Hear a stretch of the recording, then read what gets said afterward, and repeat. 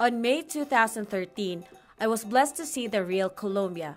I had taken a 1-hour flight and a 4-hour bus ride from the capital, viewing the prosperous city life in Bogota, to the quiet rural indigenous Zenú community in Córdoba.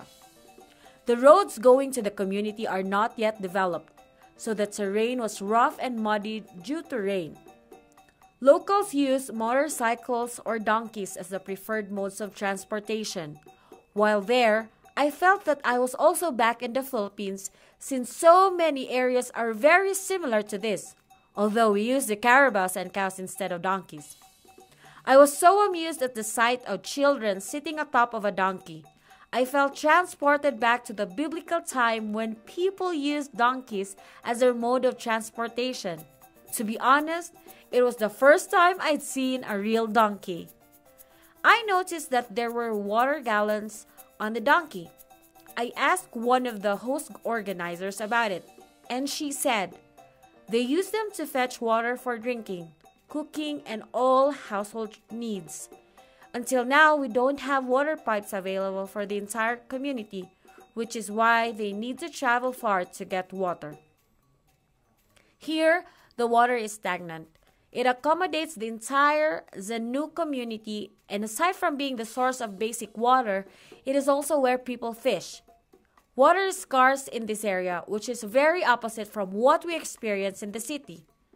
Political corruption is prevalent in Colombia. In this indigenous community, politicians are quite obvious to identify. They have big houses with complete utilities. Imagine that. The main livelihood of the Zenús is farming, but some of them tend hectares of land they don't even own. Literacy is low in this community as well. Most of the children study only until elementary or high school, and the rest of their lives is spent in farms and raising their own families, marrying very young.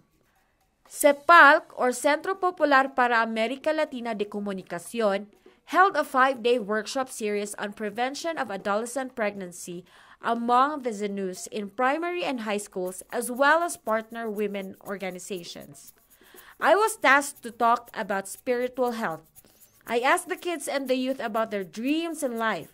Most of them said they want to graduate from high school and get married. I asked them again about their dreams, but I got the same response. Graduate from high school and get married. Poverty has limited their desire to do more, or so they think. They think that money is equivalent to success. Although that's how the world runs, that is not the only road to a better life. There is so much potential in these young people they haven't even discovered yet. I still haven't really figured out why in this area they lack the encouragement to be more than what they are now. Perhaps it is the system that disheartens them to move forward.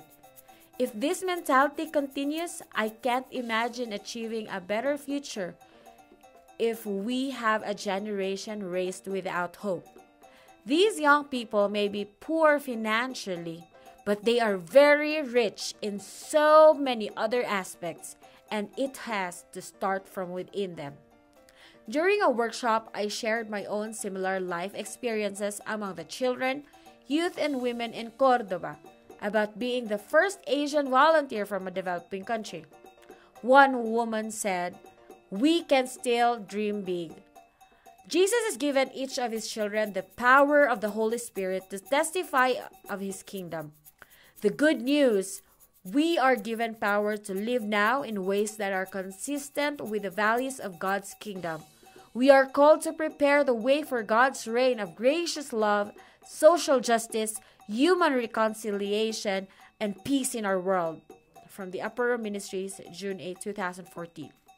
My trip to Córdoba has reminded me that sharing a part of my life story could be an instrument of peace, justice, and love through identifying with God's people.